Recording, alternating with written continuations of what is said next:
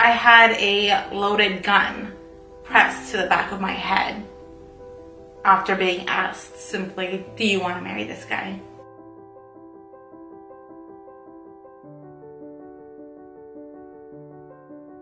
On May 21st, 2016, we were married and it was the happiest day of our lives. But the year leading up to it was the hardest year we'd ever experienced.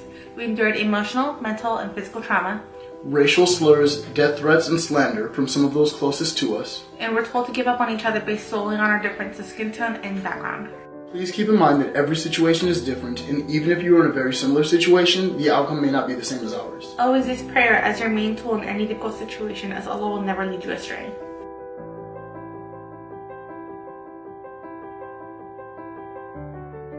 In 2015, he moved from his hometown to my hometown for work, and we met a couple months later through a mutual friend. We met through Snapchat. I saw him in that mutual friend's Snapchat story. There was an instant spark. Pretty much instant. There was an instant vibe. And I would say within a month or two of just texting and phone calls and stuff after that, we knew we wanted to get married after that. It was so fast. A lot of name calling. Yeah, a lot of name calling. Like the amount of times I got called the N-word or heard about it, countless times. She got called different names. I got called every name in the book. Yeah, everything. And this is even after we were married. Yeah. This continues to this day. And like before we got married, like it was ridiculous. I would be accused of haram things just because he's black, which doesn't make any sense. Yeah, the same things she wouldn't be getting called if I was an Arab guy or something. Obviously, a whole bunch of just racially charged insults, different things like that. But we knew going into this, we knew the second that we decided we wanted to get married, that we weren't going to let those things affect us, and that we were always going to be the better people in that, and that we were going to be a walking, talking, living example of the way that you don't discriminate in Islam and the way that you actually practice what you preach.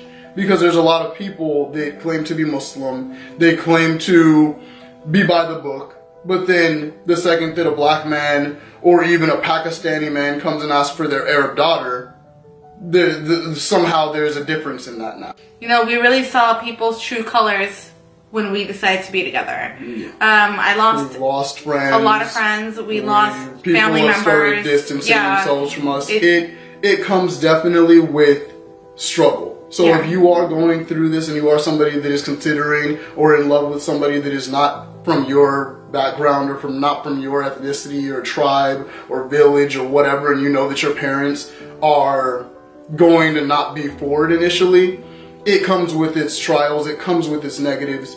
But if you really do love that person, are you going to be someone that lives to be happy for yourself or lives to be happy for somebody else? They didn't really realize how serious we were about wanting to get married, and in the beginning it was all fine and dandy. It was just like, okay, whatever, like there's nothing going on. But when they finally understood the seriousness and they understood that we really wanted to get married, my dad actually, not my mom, he flipped out. Like, that's the easiest way I can put it. He just flipped out. My parents pretty much, they were indifferent. They didn't care. Yeah, they didn't really care. They were like, oh wow, that's nice, that's amazing. Because obviously my parents, I'm American, I was born in America. I wasn't raised like based around Islam, so you didn't have that culture. Yeah, I didn't have like an Islamic background or anything like that, so my parents didn't understand anything wrong with it. Long story short, the threats and the intimidation started to actually take place physically and form itself into actual actions. It got to a point where I had a loaded gun pressed to the back of my head after being asked simply, do you want to marry this guy? And I gave the wrong answer. And that was yes, I do. So pretty much we knew at that point, when things started getting more serious, the threat became real. Guys started getting forced upon her to try and get married to them. Basically, no matter who they were. They weren't even guy good, after guy after random guys. Random guys from the local masjid just, hey, I'm looking for a wife. Okay, got your girl. Yeah. It was me. And I remember at one point I was sitting in front of this other guy that was looking to get married, and all I could think to myself was, oh my God, this is what my life would be without Ray. Like, this is it. Like, do I really want to be in front of another guy or married to another guy while I'm over here sitting down thinking about and being so in love with this one? It didn't make any sense for that to happen. It basically got to a point where we knew we needed to take our happiness and how we wanted to spend the rest of our lives into consideration, as opposed to trying to cater to other people's happinesses and other people's ideas of what we should do. Right. Well, after all the craziness, I basically fell into severe depression, and I started pushing everyone out of my life and pushing everyone away from me. Because of that, we felt like it was best for him to move back to his hometown and start working over there, start his life, and basically just give more time for things to kind of die down, to see if any doors would start opening for us. We had very limited communication. Pretty much 6 months went by where we hadn't seen each other at all, and we were just praying the entire time, and I was kind of just monitoring the situation from afar. She was kind of keeping me posted when she could, but I was mainly keeping up with her through her friends. And at that point, nothing was getting better. And I ended up basically just giving her an ultimatum. I was like, okay, so if this is going to work out, if we're going to get married, then we need to start looking into other means, because I don't think that your dad is going to come around.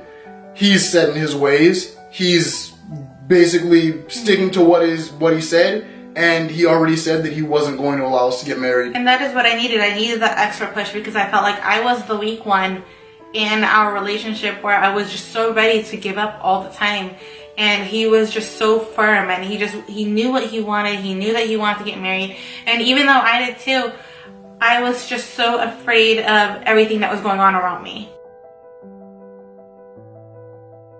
We started talking to other people. We started reaching out to scholars all over the world, who all basically... different sheikhs all over the world, very respected, very well known. And they all basically advised us to be very careful. However, Islamically, we had every right to go get married. Without my father's permission. Because of the reasoning behind him denying me. So, pretty much, we ended up, alhamdulillah, finding a very respected sheikh. We got married, and we've been very happy ever since. We can't complain, alhamdulillah. So those are a few key points to our story. Thank you guys so much for watching. We're so happy to be a part of Deen Squad's Halal Lovin' Project. We're very grateful to Deen, Carter, and Sammy to reach out to us and give us the opportunity to be part of the project. Like, this is something that we known from the beginning of our relationship. This is what we wanted to do. This is what we wanted to do. We wanted to be a part of a change. We wanted to be a walking example of what's right in Islam and some of the beautiful points about Islam. And we are very grateful that Deen Squad allowed us to borrow some of their platform to share our story and to allow us to be in the video. Beautiful concept, beautiful video. Alhamdulillah.